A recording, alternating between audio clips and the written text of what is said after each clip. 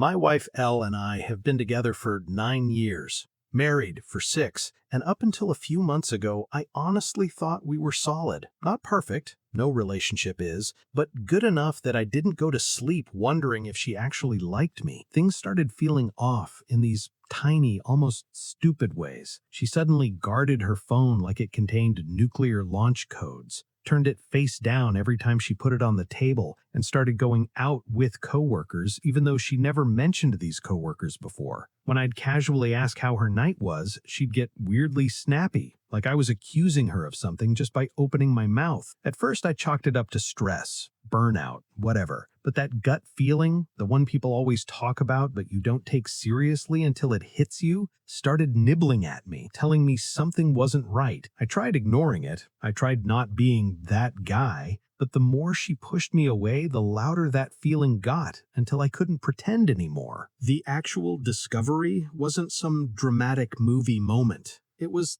stupidly mundane. Elle left her laptop on the kitchen counter one morning, open but asleep, while she rushed out because she was running late. She never leaves her devices out, ever, so that alone already felt weird. I wasn't snooping, I swear, but when I went to move it so it wouldn't get knocked over, the screen lit up. There was a notification banner from some messaging app I didn't even know she used. It wasn't her usual group chat or anything, just a preview of a message from a guy labeled with a single letter and a heart emoji. The preview read, "Last night was amazing. I can still taste you." My stomach dropped so fast I swear I felt dizzy. I opened the app. I know, privacy and all that. But at this point, I felt like I was bleeding out, and the only way to stop it was to know the whole truth. And there it was. Weeks of messages, plans to meet up, inside jokes, photos I wish to God I could unsee. Her talking about me like I was a clueless roommate. Her telling him she wished she could escape the dead weight at home. That one honestly hurt more than the photos.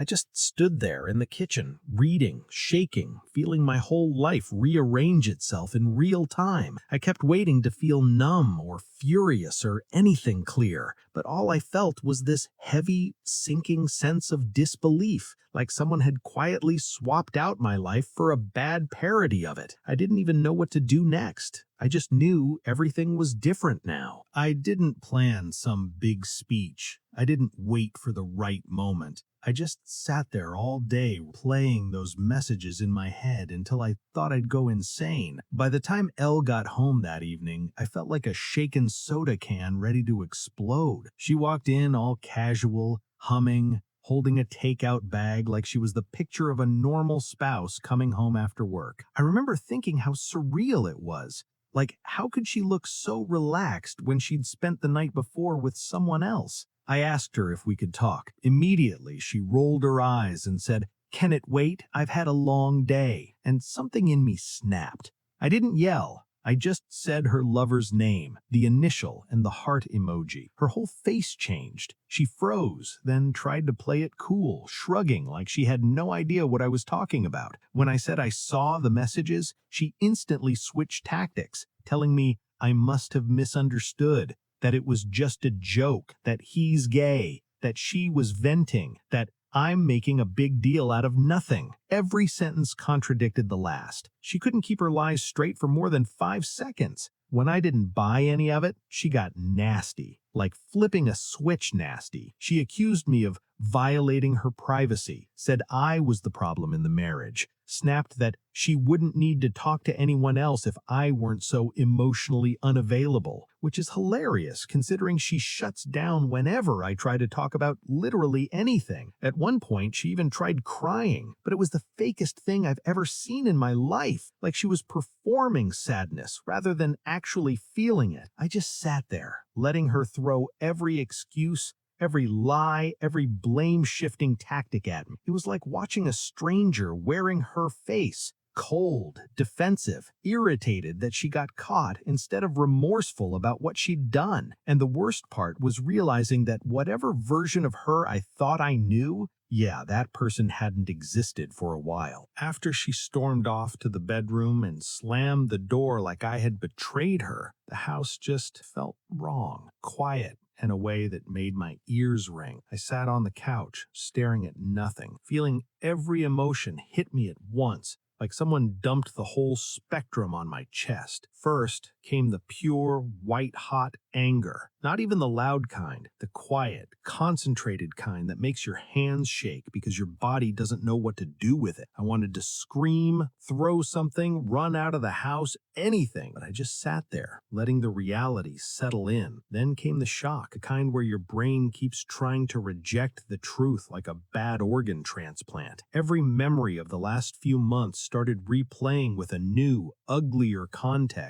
Every late night at work, every sudden shower as soon as she got home, every time she told me I was overthinking things, it all snapped into place in ways I wish it hadn't. But the sadness? That one came slow, heavy, dragging itself up from somewhere deep. Not just sadness for the betrayal, but for the version of my life I thought I had, for the person I loved who apparently didn't exist anymore, for the years I spent trying to be a good husband while she was out building a secret life behind my back. It's like mourning someone who's still alive and actively shouting at you from the next room. There was a moment, just one, where I wondered if I was somehow at fault, if I missed something, or if I wasn't enough. But that thought passed quickly, not because I suddenly felt confident or anything, but because her messages were burned into my brain. You don't accidentally cheat for months. You don't slip into hotel rooms or send heart emojis to someone you're not married to. By the time midnight rolled around and she was still sulking in the bedroom, I realized something. Whatever happens next, nothing will ever go back to the way it was.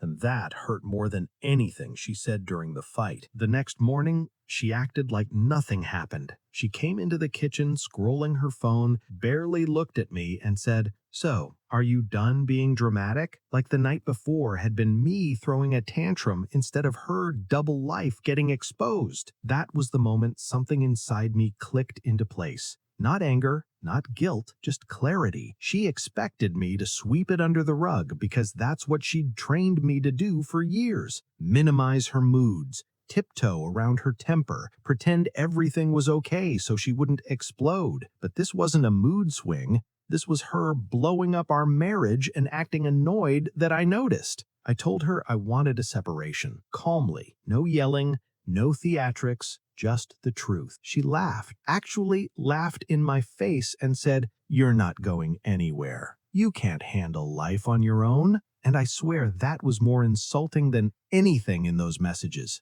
I told her it wasn't up for debate and that I'd be staying with my brother for a while. Then the switch flipped again. She suddenly went into panic mode, saying she didn't mean any of it, that she just needed attention, that she was going through a phase. When that didn't work, she tried guilt, then insults, then crying, then silence. It was like watching every emotional manipulation strategy she'd ever learned get thrown at me rapid fire. But for once, none of it stuck. The betrayal was too big. The lies were too blatant. The person standing in front of me wasn't someone I could love or trust or even understand anymore. So I packed a bag, walked out, and didn't look back. So now I'm sitting in my brother's guest room writing this, trying to make sense of the last few days. And if there's one thing I've learned, it's this. You can love someone deeply and still have no idea who they really are. I spent years explaining away her cold moments, her mood swings, her little lies,